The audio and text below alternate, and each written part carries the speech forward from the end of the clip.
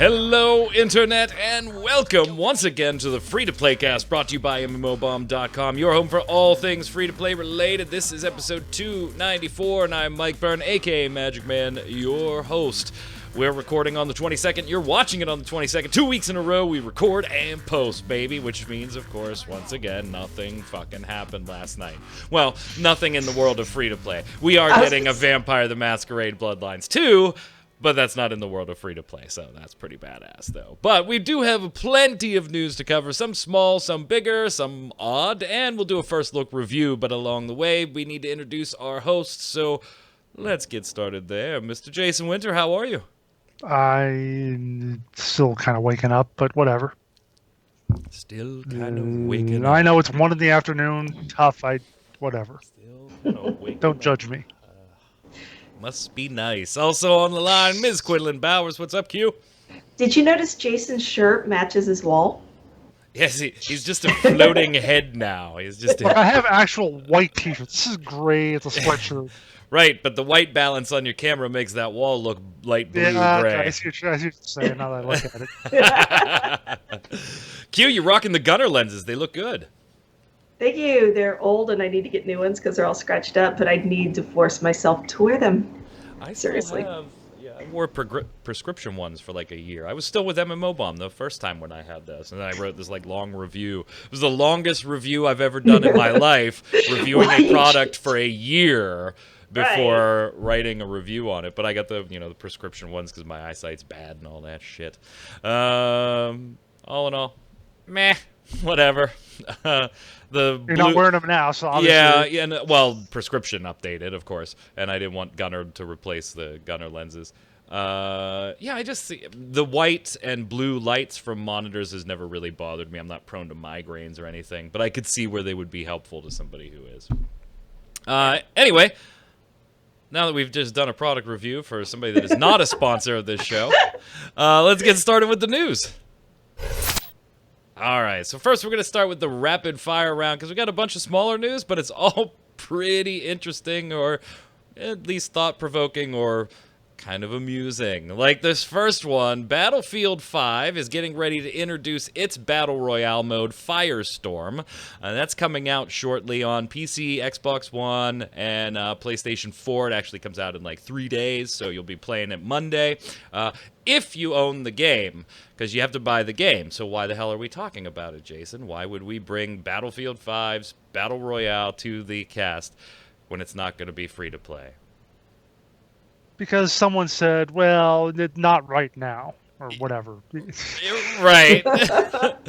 This is like the most ambiguous answer ever. So the obvious question was, hey, is it going to be free to play? It's a Battle Royale mode, and we've talked before not only about Battlefield, but Call of Duty potentially doing a free Battle Royale mode to entice people into the game, thus trying to, cross-promote and convert Q into buying a Call of Duty title when the next one comes out, that type of thing. So John Stanley, senior producer at Criterion Games, and that's who EA has outsourced the development of this Firestorm mode to, by the way. He was being interviewed by VG 24/7, and when asked about the mode itself being free to play, the response was, "Nothing to talk about at the moment, no." And that was preceded by a very loud sound in the background. What is that noise? It's the air conditioner kicked on. I'm sitting right next to it. Okay. Oh my gosh. Scared the hell out It's summer in Mississippi, sort of, so... That's all. Artie All just right. he's got the remote, so he just turned it off for me. So basically, you're going to have to Holy sweat through hell. a podcast because you're not going to be able to play that I well. thought we had a hurricane in the works there. So, Q, this is like the most ambiguous answer to the will it be free to play question ever. Normally, we're used to seeing no, we're not ruling it out as a possible future option, but not at this time. Like, pretty direct things, or we don't want to do that because we think our game does X, Y, and Z. This was just, nothing to talk about at the moment. So these discussions are definitely going on behind the scenes already, right? They have to be for an answer like that. I can't imagine with most games these days that the whole free-to-play thing isn't always being discussed behind the scenes, like somewhere along the line. So I mean, but yeah, I think the nothing to talk about also kind of indicates in this case that just this particular individual can't really say anything about it, Yeah. even if they do know one way or the other. Yeah, I kind of got that feeling too, that there may be an answer that's more direct to that question, but John Stanley was not authorized to give said answer. Here's the thing that I've got to ask, Jason. I got to believe if you were going to buy Battlefield 5 at full retail price, you already would have bought it by now. And the people that were going to buy Battlefield 5 but typically wait for the sales, I'm not going to buy it when it's $60. I'll wait till 3 months before the next one and I'll buy it when it's $30. They're not going to buy it right now at full retail price. So does it even make sense for Firestorm to not be free to play? I can't imagine just this mode enticing you into a sale when there are so many battle royales that are good and free to play that if you are looking for a battle royale, you don't need to spend $60 to play a good one.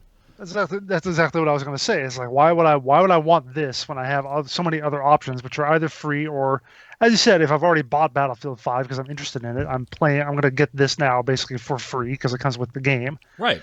So yeah, I mean, who are they trying to get with this? If they were going to do it, they should have done it probably at launch. If they wanted to be free thing, so then at least hey, Battlefield 5 and the Battle Royale, now you can all get in.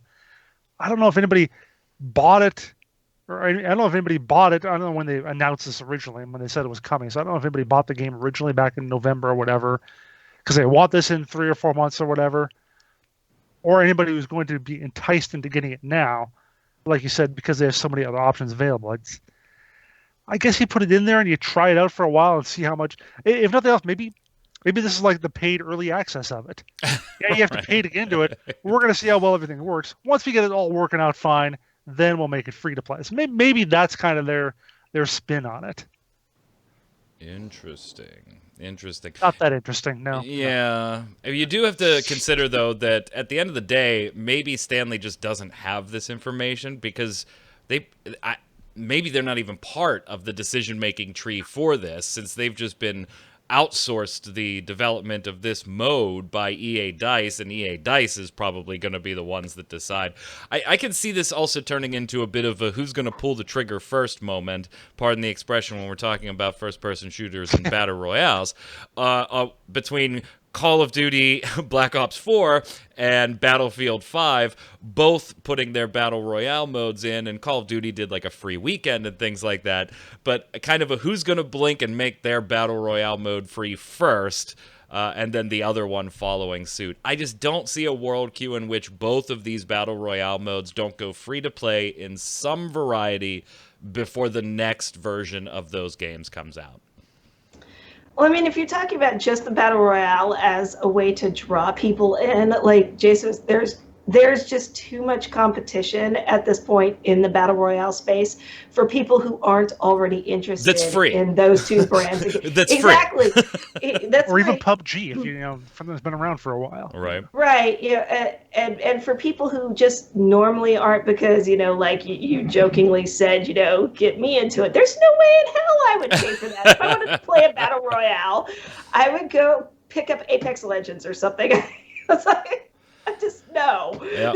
It's weird, but nothing to say at this time. So we'll keep an eye on it, but I would feel like it's got to at a certain point. Speaking of Apex Legends, as Q brought up, and how well a free-to-play Battle Royale can do, Apex Legends, according to Super Data, so grain of salt, grain of salt, grain of salt, as we've already talked about and exposed on this show before, Apex Legends made about 92 million buckaroonies in February. That is huge, Jason. Not Fortnite huge, right? Not 800 million a month huge, but huge. When are we going to see EA's own store now? Oh, wait, they already have one. Right, yeah. But yeah, that's what they said, 92 million, which is, again, considering that February for it only counted like 25 days because it came out like the first week or so, and February is short. So that is really good. Well, if you want to tack it down, that's nearly $4 million per day. So I would like to make that kind of money. I need to talk to Luis about getting a little bit of a raise, maybe. Right? I'll even take half that, just 2 million a day. That's fine. Ironically, on the list, it was right behind Fortnite. Fortnite. Yep. Yeah. Fortnite came in at fifth, and Apex Legends right behind it at sixth. Surprisingly to me, still trucking right along is World of Tanks, right behind Apex Legends in number 7th. I'm just amazed by how well that one continues. This is a to worldwide chart, and they probably I Yeah. think they're a lot bigger in Europe and especially the Russian region and so forth. So Yeah, and I mean, you see, like, Dungeon Fighter Online is pretty much always number 1 or number 2 on these super data reports, and that's really, really big in the East. You know, League of Legends number 2. That's all Korean and whatever. Well, that's also, I think that Sure. one's a bit more global than most of the titles on this list. And then here's one for you. Fantasy Westward Journey Online 2.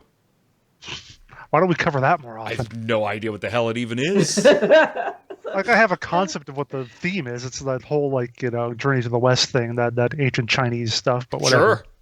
Sure. Sure. Mike's yeah, sure, okay, yeah. Yeah, I'll buy it. I mean, it sounds like it, but then Dragon Ball Z was also based on that. Right. So Number 4, Crossfire, which still kind of impresses me that's up there. And then we have Fortnite, Apex Legends, World of Tanks, Dota 2. Still, trucking along there. World of Warcraft West. Now, is that signifying the subscription-based model? Not China, I guess. Yeah. It's weird that they would do that. Say this is worldwide, but only the Western World of Warcraft. It's Right. like- Well, I think it's more like Q said. Anything is not China because they have Yeah, that but whole just 'cause of weird how they do payment their model thing. for China. Yeah, but it's still World of Warcraft. If you're doing the worldwide money that World of Warcraft is bringing in, you include that. So Number China 10 is was part of the world, right? FIFA Online 3. So that's still trucking along as well. Apex Legends did make the list on console side in 4th place. Did not make the PC list. Stunning. On the bad side of this... Go ahead, Q. Wait, you just said what didn't make the PC list? Anthem didn't make the PC side of the list. Anthem. I thought you said Apex Legends, and I was No, like, Anthem. because you Did said I say Apex Apex Legends Legends? in fourth, I think you might have, fourth yeah, place. yeah. Oh, no. I said Anthem made 3rd place on the console list is Yeah. what I meant to say. There we Surprisingly, go. it did not make the PC side. Or not surprisingly, depending on how you view the reviews. On the flip side of this type of news, though, not so good on the Blizzard front for things non-World of Warcraft, Jason. Hearthstone taking a little bit of a beating. Yeah, according to Superdata, it had, quote, its largest year-over-year decline, quote, in February, losing 52% of revenue. So that's like whatever it made in last February, it made only half that this February. Oof. Yeah, I mean, especially considering it's not like tied to releases or anything, because they do their releases pretty much in the same month every year. So the last one was in December. I thought it was December of the year before that. So yeah, to be declining that much, granted 1 month, whatever. But then you think of that. Remember that survey they did last year, around when the HOTS, Right. around when they canceled all the HOTS esports stuff. Did that survey? I was like, what would you guys think if we didn't do any more Hearthstone esports events? How'd you feel about that? It's like, Right? Seems like a lot of people saw the writing on the wall there. yeah, and even like I said in the article, it's like I just haven't played Hearthstone much this year, like this calendar year. And the last expansion was sort of meh. The mechanics in this expansion maybe go meh. So I don't know what they need, but they need to probably do something fast-ish on that. Moving on, in other bad news, a game is being signed off. It's dying. That would be Survived By, developed by Human Head Studios and published by Digital Extremes. That's their like bullet hell 8-bitty type game. That will be shutting down. The servers are going to be up until April 19th if you want to play it. And I'm not surprised by this at all. I don't think anybody is. It was neat in concept, but there wasn't, at least for me, I played it twice and I was like, yeah, okay, I got it. I'm done. Let me go play something a little meatier. And that, fine, whatever. Maybe it just wasn't my cup of tea. Here's the thing that I want to ask you two, though. This is now the second title published by Digital Extremes that technically did not make it out of early access. So they've got Warframe, obviously, and they didn't develop this, right? But so they had that shooter. The hell was it? Amazing Eternals. Yes, the Amazing Flash Eternals. Keystone. And Survived By. neither one makes it out of early access to launch. Should that be worrying to the Digital Extremes people or the Digital Extremes fans, Q? Or is it as long as Warframe's running, who cares? Most of Digital Extremes fans are Warframe fans, Right. so I think as long as that's okay, they're fine. I mean, I don't know how much effort, money, or anything is going into these other side projects. So if it gets to be like CCP levels of insane of dumping money into places and it starts affecting your primary game, then then it would be worrying. But if they're being reasonable about it and these are just kind of experimental things that's and it's not pulling any cash from the Warframe area, I don't think they should worry too much. A couple of weeks ago when those ArenaNet layoffs came through, the thought was that they had been working on another game, and obviously that isn't going to go anywhere because all those people were let go, and it makes you wonder. I mean, these companies that have basically one game, Warframe or Guild Wars 2, they want to diversify, but the market is just so crowded nowadays that it's tough for them to really find out what they need to do and get that second hit. And even now, you can look at Hearthstone, kind of tanking a little bit. I guess Blizzard still has WoW and Overwatch, and Diablo still does its things, but it's not as easy to just be a game publishing house and have all these great things. You get that one big hit, trying to find that second hit then is like amazingly difficult. Yeah, needle haystack. Yeah, like you got lucky once maybe, but can you do it again? I don't know. Agree. I think it's the reason Hi-Rez diversified into like having their own studio where they could support other people's esports and other people pay them to do esports stuff. Even Hi-Rez had a few not so great games. Obviously, Global. Oh yeah, that's what I'm saying. Like, I don't know how much money their games bring in because I really don't think Smite's like their biggest game, but I don't think it's like a huge powerhouse moneymaker compared to other games that are running around out there. But they're just doing this stuff that's not making games at this point. And I think that's where like they actually that's what Skillshot Media is for. They set it up and since there's like 90 video game related companies in Atlanta, those people come to them if they want to do something esports centric. So they're and also they have that Alacrity art house, so other companies are paying them to make art for them. I don't know about any of this. I'm going to take Q's word for it because she's the Hi-Rez. So they diversified out of just games, and they're still making their games, but they're doing this other stuff that's bringing in cash too. That actually sounds incredibly canny and very, very intelligent. Yeah, good job on them, I guess. Moving on.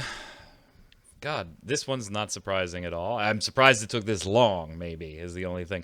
So you guys may remember a while back, Albion Online did announce that it was going to be a free-to-play game. They said that back during the alpha. We have a game page for it on our website because of that. We covered the news for it because of that. Then the development team decided they weren't going to go free-to-play, and at that time they said, quote, making the game ready for free-to-play models for a free-to-play model would take up significant development time. Well, yeah. And that the free-to-play, quote, would also create a lot of risks for the game, spamming, botting, the world being too small, etc. Okay, spamming and botting, I get. The world being too small, what, you were worried about having so many players in that? Whatever. Gosh, we might have too many players. What if there's too many players in our game that's designed for a lot of players? Right. But, yeah, fast forward now all these years later, and apparently those things don't matter and they're fixed because on April 10th, Albion Online will be going free to play. And they've said, hey, the game is doing very well. But the $30 price tag has become a massive deterrent for trying out a new game, especially one as unconventional as Albion Online. And Jason, you and I played Albion Online a little bit back then, and unconventional is definitely a word that fits. It really, really was not my cup of tea, and wasn't really yours either. We were less than impressed with it, but hey, different strokes, different folks. So you'll be able to play it free to play, including the expansion that's come out on April 10th. So 20 days or so from now. Here's my question. None of us are surprised by this. Maybe we're surprised by it taking this long to do. Fine. Setting that aside, we have covered many, many games that are buy-to-play and then eventually go free-to-play, and the initial backlash that normally comes with that from your paying customers. And while in most cases I've always thought you run that risk with any game, at some point it's probably going to go free when they stop making money to try and make some more money off of it. Stop being a baby, and if you don't want to play with the freebs, then don't play. This one I feel a little bit different about because they specifically left free-to-play as their model, Jason, to go to buy-to-play and sell that idea on why they were doing that to their customer base, only to 2-3 years later turn around and say, yoink, pull the rug. Now we're going to actually do what we were originally going to do that we said we weren't going to do. And you guys and gals that wanted that type of game experience, had faith in us, gave us cash, and now we're going to go back and do what we said, no, this isn't what we should do. I think they have a little bit of a right to be miffed in this type of situation. And from comments everywhere, they are. They are. As you said, I'm not a player of it. I only sampled a little bit. I'm sort of not too harsh on them, in part because it's been like about 4 years since they made the announcement of the switch over, 5 since they went, in the first place, and because it wasn't the total like week. So other companies like, we cannot go free to play, it would completely destroy our game and be the worst thing ever, and 3 years later, oh yeah, we're gonna go free to play now.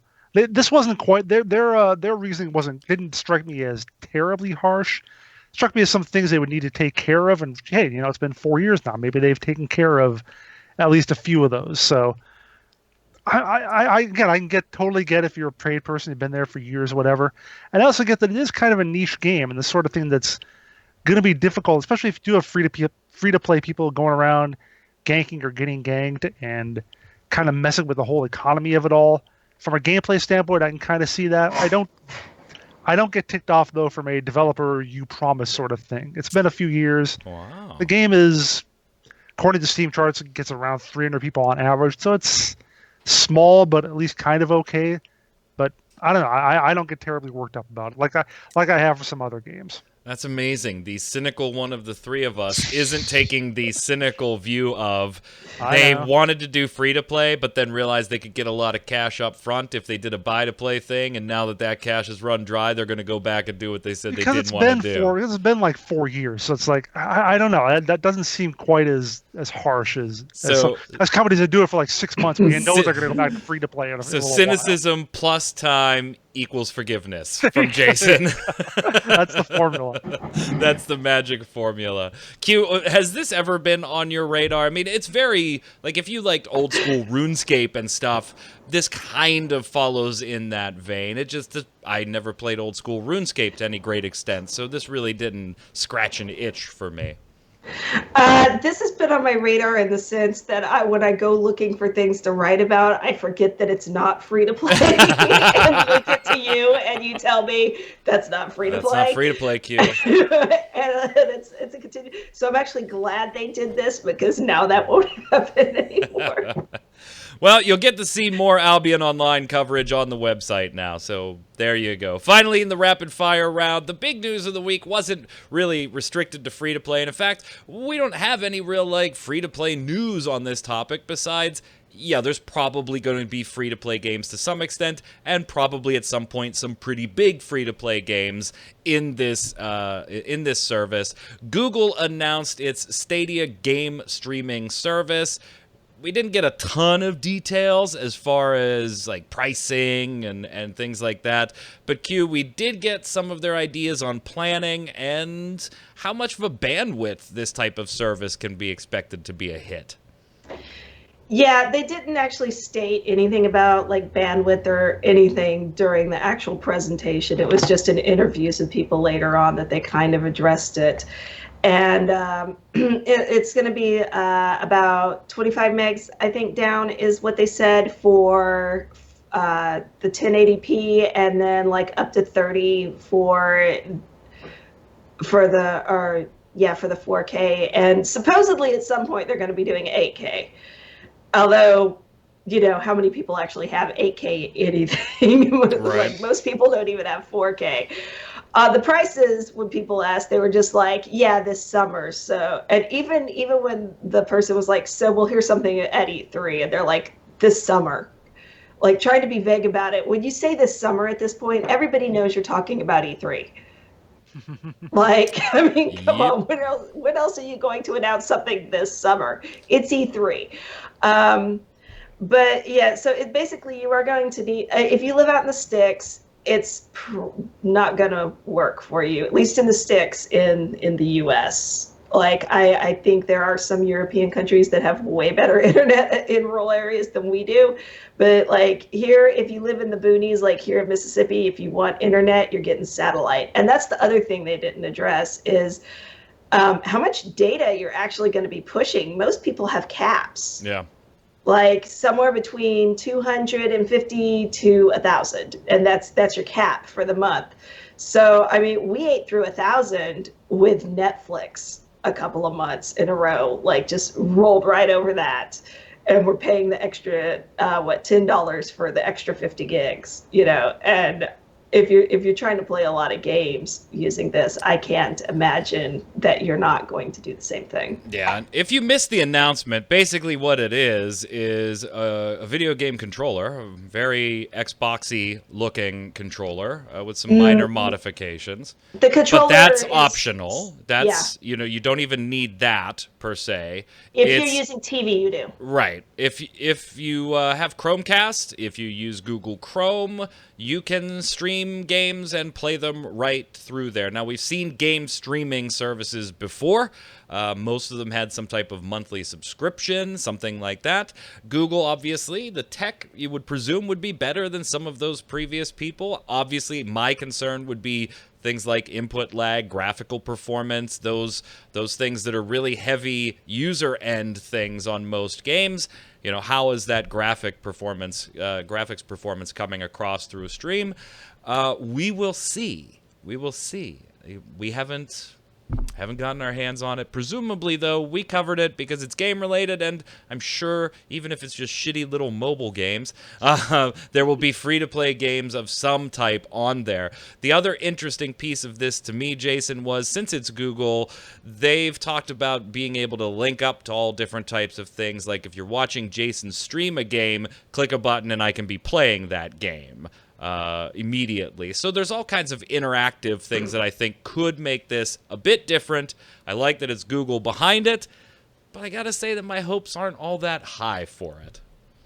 Yeah, I'm kind of skeptical. Like, you mentioned some of the technical issues involved and so forth, and yeah, the cost of it is going to be a point too. Like, I don't know, how is it going to be so much better than, like you said, other services that have come before? So we'll keep an eye. I do have one new game I want your opinion on, because to me, okay, whatever. Yager, that's the company that did Dreadnought, publishes Dreadnought, I should say. They're going to be doing another game called The Cycle, and they describe this as a match-based first-person shooter with an emphasis on PvPvE action. So you go do MMO-like quests and do stuff and shoot and yeah. It's not the Cycle is a storm, but it's not a battle royale. Although there's battle royale-y parts, but it's really undefined for me right now. And if you want to see the trailer, check it out. We've got it on MMO Bomb, and I got to say it looks nice. It's got its own pretty unique art style, but this really I don't know.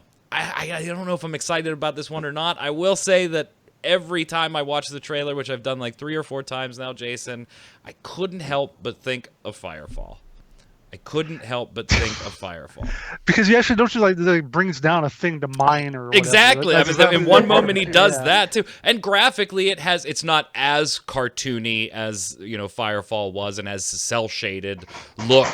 It's more pastel than hard cel shading, but the same kind of visual presentation, the same kind of lush world and stuff, the same kind of idea of melting in, PvE, PvPvE. God, I hate that. I got shades of Firefall, and I got to say that wasn't a bad thing for me initially, because there were some good things in Firefall a long time ago. Hey, how's Ember doing, by the way? Oh, God. Anyway, But Anyway. yeah, I don't know. Where do you fall on this one, Jason? When I first read about it, I was like, oh god, another battle royale. Okay, then let me watch the video of it. And it's like, okay, yeah, like you said, it's sort of battle royale-esque, but it's got quests to it, and you're like going to team up with other players. You can team up with them on the fly, or you can just kill them if you want. Then they can backstab you later or whatever. And I thought, okay, this all sounds kind of cool. Definitely sounds a little different. It's going to get some people going on it. And I thought to myself, I'd like to have a sort of PvE battle royale, not in the sense that you kill each other, but in the sense that you do go around try to do things. Whoever gets the most at the end and maybe has to avoid monsters or the incoming death field or whatever, that person wins. So it's not so much trying to headshot the other guy and the little Care Bearish, sure, I get it, but at least some sort of competitive thing where you're not necessarily trying to kill each other. Now that does have this in this, and then I started thinking to myself, that's why I don't like to play on like a PvP server in an MMO. Like, I don't mind PvP and I don't mind PvE. I don't necessarily like mixing them so much. Like, I don't mind playing a game where, yeah, your object is to go out and headshot people and murder them or whatever. And I played MMOs, lots of them where I go out and, kill goblins or pick flowers or whatever. What I dislike is when I'm going to pick flowers and I have to keep looking behind my back to see if somebody's going to gank me.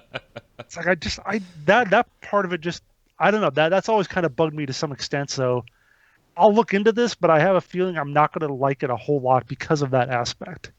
To be clear, it's not open worldy like Firefall was. Yeah, this is match based. So there is that big difference. Q, we've got the alpha coming up this weekend. People can sign up for that on the website with a closed beta coming up in the spring, summer of this year. Will you be signing up, Q? Has it sparked your interest, or is it just first-person shooter? Not interested.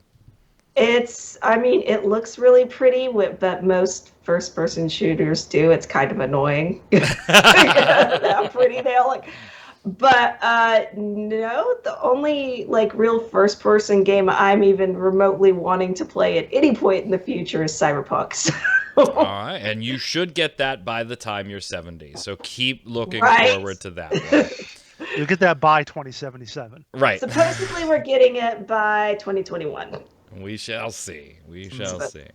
All right, before we move on to the bombs here, we did post the first look yesterday for Torchlight Frontiers. Didn't work out with schedules that Troy and I could do a dual first look, so I had to go this one alone. I'm going to hold back my opinions for a second just while we get yours first. So, Q, we'll start with you being a fellow Torchlight fan. What are you thinking about Torchlight Frontiers now that you've gotten to see some of it? Okay, well, I did not watch your thing because oh I my played God. it over the weekend. I played Oh, it, you were playing. That's right. That's right. Watch it. I really enjoy it, but it is definitely if you have the chance to get into the alpha and you don't like alpha-y kind of things, like the game just going nope for a while, just don't bother.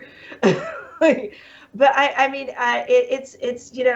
it's pretty much what you would expect, I think, from a Torchlight game, as far as the kinds of stuff you're doing and the ability to send your pets off to do stuff and, just the general. So it pretty much, just fills that happy little area for me. All right. Jason.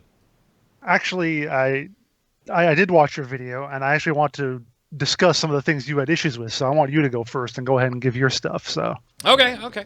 So all in all, let's say I'm okay with it. I'm just generally okay with it. Didn't blow me away. There's some disappointing things that I don't quite like. I see why they did them, stuff like that. Graphically, it's Torchlight. It looks just as good as Torchlight 1 and 2 did. Totally fine by that. The pets being there, great. The pets doing their combat and stuff, love it. All very Torchlight, all very MMO-y in the public spaces, like you do with your Path of Exiles, and those types of ARPGs. So fits that niche for me as far as an ARPG with MMO elements. The only real big disappointment I had, besides some technical gripes with it being alpha and a little bit of lag here and there and some crashes and stuff like that, I hate its progression system. I absolutely hate it, and I think that's going to be a stumbling block for me playing it long term. To sum it up quickly, you don't just level your character.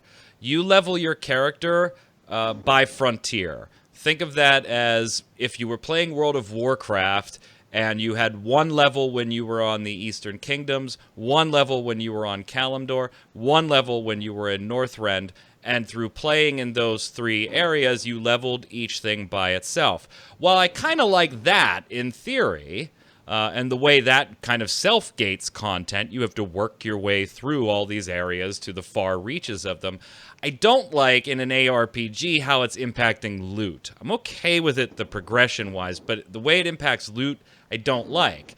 Because in Torchlight, gear does have elemental or status effect abilities. Decrease fire damage, decrease poison damage, decrease this. And in these different frontiers, when you go to the Goblin Frontier, for example, they like to use fire all the time. And so as you're leveling up and fighting things there, you'll get fire-resistant gear that you're then putting on. Level 4, level 5, level 6, fire-resistant gear. Then you head over to the Infested Frontier. You're dropped down to level 1 again. You don't lose your gear. It's still on you, and the stats are squished a little bit because it's a level 5 chess piece and you're level 1 again. But now these things are rocking you with poison, and over and over and over and over again. Now your fire resist means dick. It doesn't mean a damn thing while you're doing this, trying to farm up more gear. Now I get it. It fits the loop that these games are supposed to have. Get the loot, cycle through, and they've kind of made, essentially, you know, a bunch of different ARPGs, and you're playing through each of them, and it's all connected with this one big world. I don't like it because the inventory is so constricted that the only way to feasibly do this and play in one frontier and go to another one is to have gear sets for each. Okay, I played Final Fantasy XI. I'm totally fine with that. Let me carry them at least. I can't carry them. You gotta go back to your fort, stash them, come back, switch gear, swap out a bunch of stuff, go to the other poison zone. Do it all again when you're gonna go to the fire zone. It feels clunky. I'm not saying that I absolutely would never play it because of that system. It's not that. It just feels really, really clunky to me, having to cycle through that to go from one frontier to the other. If I'm banging through goblins and Jason gets on and he says, hey, you want to finish that thing over here? All right, give me 5 minutes, let me go swap some gear, come on back, and I'll meet you over there. It just feels clunky to me. Go ahead, Jason. Yeah, the issue is, as you said, the inventory management aspect of it, because the notion of doing that, like you said in the video, God, I hope they change this. That they're not going to. That's I said at the beginning of the video too, my big gripe with this, although I'd like them to change it, I don't see how they can, because it's such an ingrained feature in the game. Yeah, the reason for that is they want you to actually have challenge throughout the game and so forth, so you're not just mowing through old areas or whatever. And this, you mentioned Final Fantasy XI, which I've never played, but I played 14, where you do swap your classes and you can swap out your gear sets, and that's what this game needs. Because I play, I play a lot of an armory system. Yeah, I played a lot of Guild Wars 2, and one thing they've talked about. I mean, they have horizontal progression there, and you can do different builds. We have for 6 years now, players have said, could you please give us a way to swap out our either gear or our traits so that we can change those builds on the fly? They just have not been able to do that. And yeah, especially in an ARPG where you have drops, the loot explosion, and you only have, I looked at your inventory, you only have like 20 spots in your inventory. They gotta put in a way for you to be able to swap through very quickly. Here's your goblin set, here's your whatever it is, undead set or whatever. Though I think that going back to your fort is also a kind of integral part of the game. They want you to do that a fair amount too, as opposed to just going from the goblin area straight to the undead area. So yeah, I mean, the way you get skill upgrades and all that stuff, it is all tied to going to your fort. I agree. They will need to work on their inventory system, I think, in order. If they do that, if they make it so you click of a button, you can swap stuff out. Does that make you happier with Yes, things? Absolutely. Okay. Yeah, I'm not totally turned off by the progression system to the point that, oh my god, I don't want to level in this zone, then go level in this zone. I get what they're trying to do, and it does differentiate. And I said this in the first look. It does differentiate them from Path of Exile and other free-to-play ARPGs on the market. I'm not opposed to it. I hate what it does with your gear and forces that cycle through the fort, dump everything, pick up pieces, put them on. You need tabs. Give me a tab. Hell, I'll settle for this. Give me one tab for each frontier. Yeah, That's exactly. it. Give me one tab for each frontier. Let me gear up for the Goblin frontier, the Infested frontier, all that, and then I just boop, boop, boop, boop, and I'll change as I go. Even cooler if it auto switches when you move to one of those other frontiers. Hey man, even better. I'm not asking for miracles. He's asking the game to be smart. I'm not asking for miracles. Give me a tab. One thing I did want to say that I did not mention in the first look, I did have it in my notes, and in talking about the progression, I think I lost it there and didn't say it. There is no keybind change currently to change movement to WASD, so you are stuck clicking. You can change your other keybinds though. However, it is controller supported, so if you want to play with a controller, you can. So at least you have that. That felt actually more natural when I was playing with a controller cue. I don't know if you did or not, but having my movement on the the left stick, that just felt infinitely more. I hate click to move formats, and then when you have to hold another button to lock your character down so you can rotate and fire. I would rather use the controller for that type of thing. And again, it's an ARPG, so controller feels good as long as it's designed right. And so far, I like the controller better than the mouse-keyboard combo for this game. Yeah, that was the one problem I was having when I was playing is, you get so used to using WASD and literally everything else that I would be doing something and without even thinking about it, hit S to back up and pop up some menus. Yeah. Oh, yeah. And then I'm just hit escape. So I did that repeatedly. But, I haven't been playing very many ARPGs lately, so everything is WASD, and it's just bad habit. All in all, I'm probably at a 6 or a 7 on this one. Right now, I'm still going to play it. I'm still going to watch how it evolves over the course of the alpha test and everything as it gets more classes. Right now, there's only 2 and things like that. I am sure they're going to do something about inventory because I can't be the only one that does not like you. You're right, Jason. It comes down to the bag size, but because it's something so small, it extrapolates on this whole progression system is weird and awkward, but only if you think about it because of the bag size. But if you don't take that extra step, you could definitely see people going, I don't want to level in each frickin' zone. I'm out of here. Yeah. I get why they're doing it, and fine. Yeah, I'm all for it, but I need tabs, man. Give me some gear tabs. Let's slide over to the weekly bombs. Jason, you're up first. Let Q go first because she was the first one to write this. So, go ahead, Q. Giving a bomb to the announcement of Bloodlines 2 because, one, I'm so glad for everybody who's been wanting a vampire game. And 2, I don't know if you guys got to watch it, but they basically used a giant LARP to announce it was fantastic. It was hilarious. It was just and the acting was just as bad as if you were at a LARP. I can't wait. Please don't suck. Please don't suck. Please don't suck. Go ahead, Jason. Well, then you should be giving it a bomb too, because I'm also giving it a bomb to Bloodlines 2, even though I'm not that into vampires and stuff, but I really like the first game, so I'm hopeful. All right.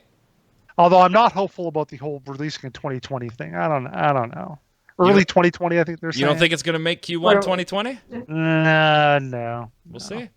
Let's put it this way: the last one probably should have had another 6 to 9 months in development. So we'll see. True. All right, I'm going to give a dub bomb to Bloodlines 2 announcement. Can't wait for those vampires. Let me just delete what's in here in the original notes. There we go.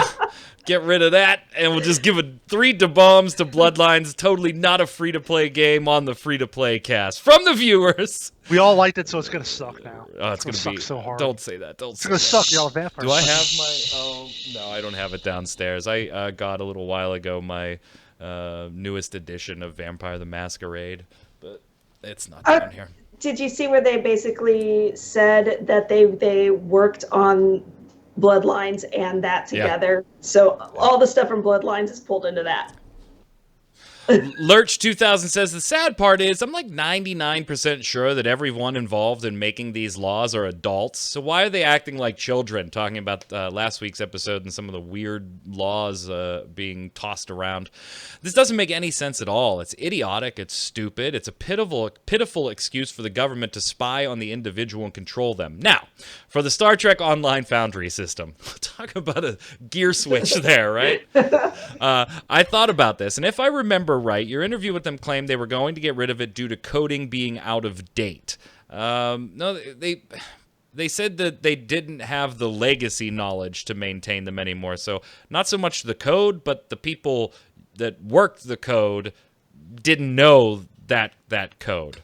But STO uses that same coding system. To me, that whole bit was just an excuse, and it doesn't make much sense. What seems more likely is their new Endeavor system, another grinding system, that they put into effect, and it isn't bad, but a lot of people are using the Foundry system to speed things up. I think they're trying to get rid of the ability to take the fast way out. And they've been trying to do that for years, since launch in both Neverwinter and STO, was figure out a way that the Foundry was still beneficial to go do, because they didn't want to take that away, but not power leveling the shit out of people. Yeah. Go ahead, Jason.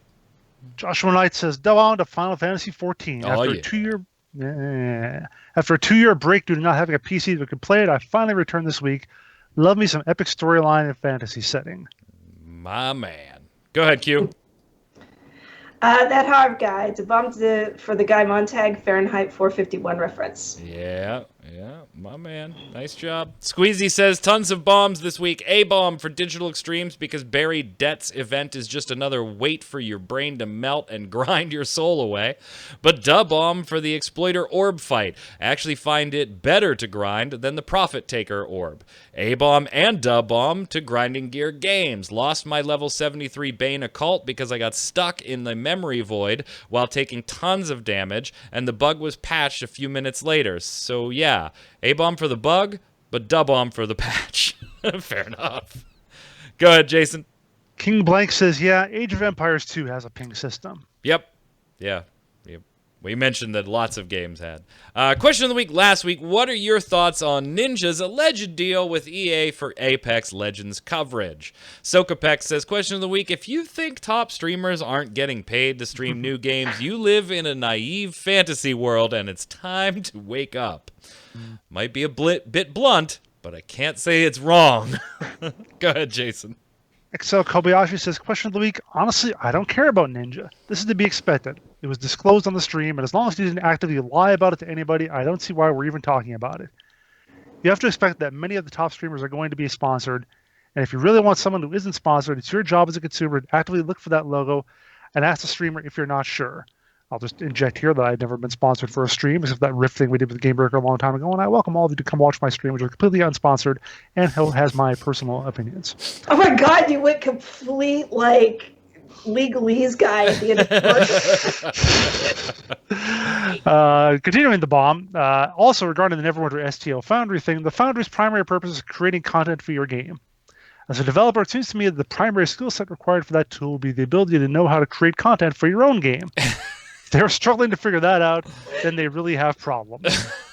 Go ahead, Q. Volazar, why are people still surprised, in quotation marks, that big YouTube Twitch channels are getting paid to make videos by publishers that streamers are hiding, and that streamers are hiding that from their viewers?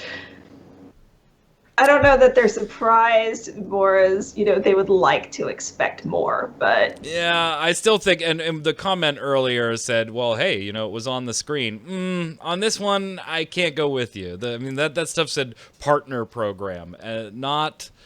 sponsored, which is the word that should have been used. Partner program implies 900 different things. We partner with these companies all the time to do interviews and to get access to a game, to do a first look for you. That does not mean that is very different from them giving me cash to put a first look video up. That is very, very, very different. One is a partnership, one is a sponsorship. So I think the wording could have been, and was probably purposely, a little vague. I think the surprise comes from, this guy's getting paid $1 million to play video games. Yeah, I think the shock more is the amount, the dollar. It's the same way that people are, oh my gosh, this baseball player is getting paid $5 million to play a kid's game. Okay, whatever. Metallica fan 1442 says, honestly, I thought most big streamers got paid to stream games. Do I agree with it? No. Do I think they will change anytime soon? No. It's probably going to happen more often. Hell, $1 million to EA is nothing compared to the profits they make from the Ultimate Team alone. And You're absolutely right there. They made $92 billion off Apex, so there you go. That's right you there. Go. So. Question of the week this week: can the Google Stadia service actually be a game streaming, and I mean to play, not broadcasting, a game streaming game changer? Let us know in the comments below why or why not. And while you're there, don't forget your weekly bombs. Dub bomb for something good, A bomb for something bad, or your question for the panel, and we'll put it on next week's show. Until then, Q, where can everybody find you? Hanging out on Twitter at Quitland. Jason. I'm on Twitter at Winter Informal, streaming at twitch.tv/JasonWinter, and please go ahead and pay me $1 million to stream. There you go. I'm Mike Byrne, aka Magic Man. You can follow me personally on Twitter right there at MagicMan1, but more importantly, while you're there, follow at MMOBomb so we can tweet at you all the news, first look videos, free-to-play cast, free-to-play weekly, and more. Final Fantasy TCG Opus 8 came out today, so I'm going to have a busy Friday. Until then, stay safe. See you on the servers.